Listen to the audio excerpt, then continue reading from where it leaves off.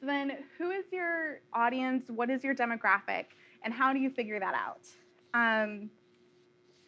When we're talking about social media, you kind of think about your business plan.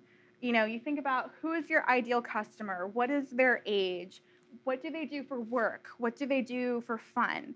Are they a mom who does a lot of activities with her kid? Are they a politically or civically engaged person? Are they a dog lover?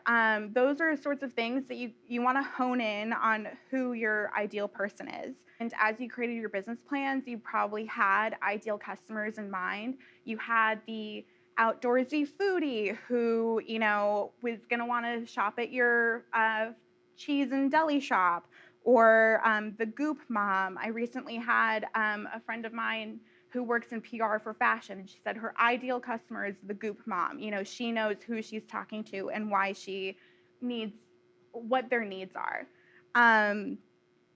So as you do a little bit more market research, you're going to be looking at competitors, looking at who their customers are, who their audience is, and how they're reaching them through social media. So then here are the best practices for Facebook. I'll step back a second. So as I said, I'm going to kind of go through the 3 big platforms for businesses. Again, that's Facebook, Twitter, and Instagram. You're going to reach a slightly different user for each and every one of those platforms. So it's really key to keep in mind who you're talking to and how you're going to talk to them.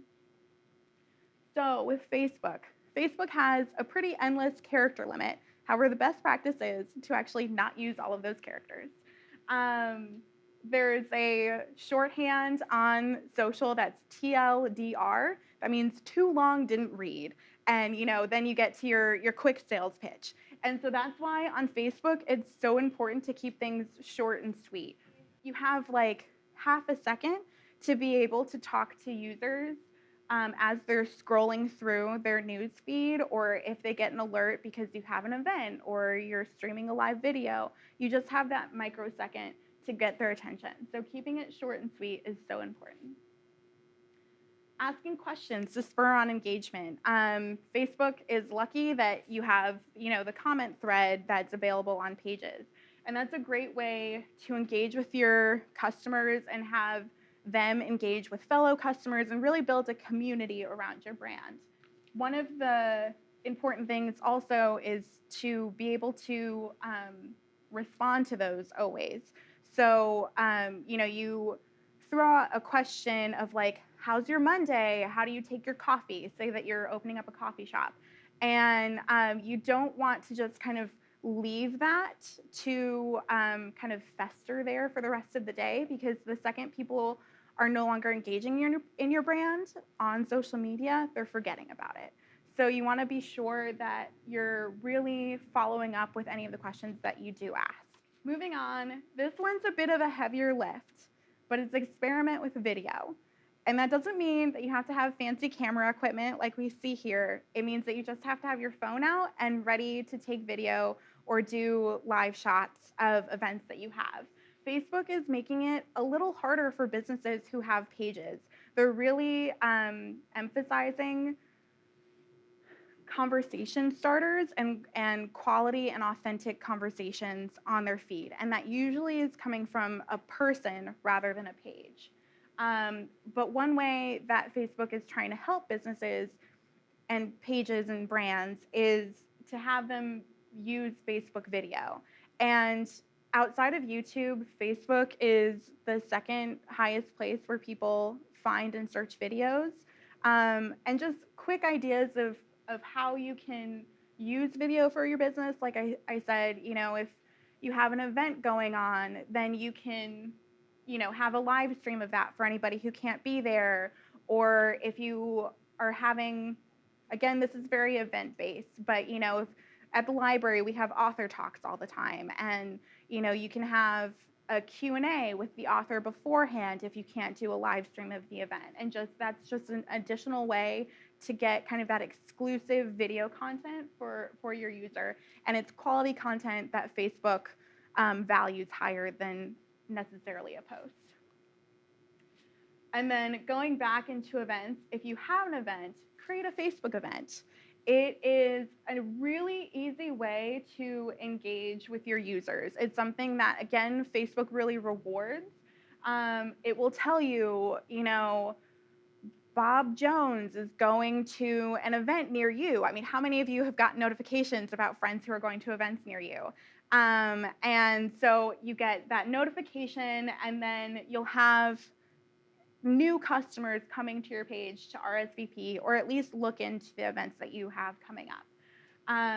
Again, it's also something that Facebook puts pretty high on the top of the page. I didn't even scroll halfway down the page before I'm at their events. It's photos and videos and then events. So again, this is something that Facebook is really prioritizing over other things. So, and then going back to the engagement aspect, and I mentioned reviews very quickly. Facebook, outside of like Yelp, is another place where customers will leave reviews about your business. And having good customer service, as you know, is vital to a thriving business. And so responding to the reviews that come through on your Facebook are important. And that's just another engagement level for you to have on your page. So then I pulled up the library page just to give you a few examples of things that you can be doing with your page. Gonna just point out a few things. Right here we have a donate button that we have here. Right now we are kind of in that part of the year for us where we're asking people to donate to the library. And so we put that button here on our Facebook page. Other times of the year, it says sign up, or it could say for another business, book now or ask a question. And that's just a really great way it takes no commitment from all of you and can be a way just to get that extra bit of engagement for your user. And if you have a website, that link just goes out to your website, so it doesn't take extra work on your part. And then over here, I wanted to kind of point out another content strategy for Facebook pages. So over here is Crunch Gym, and they have a lot of pictures on their Facebook site. They have a lot of other content that is geared specifically towards their gym. But then here they shared an article that is related. So it's a way, again, to get really great engagement and driving conversation so that people aren't always being forced to take an action on your page where you're giving them something for free. And that's just another reason why people will come to you as a page and as a brand.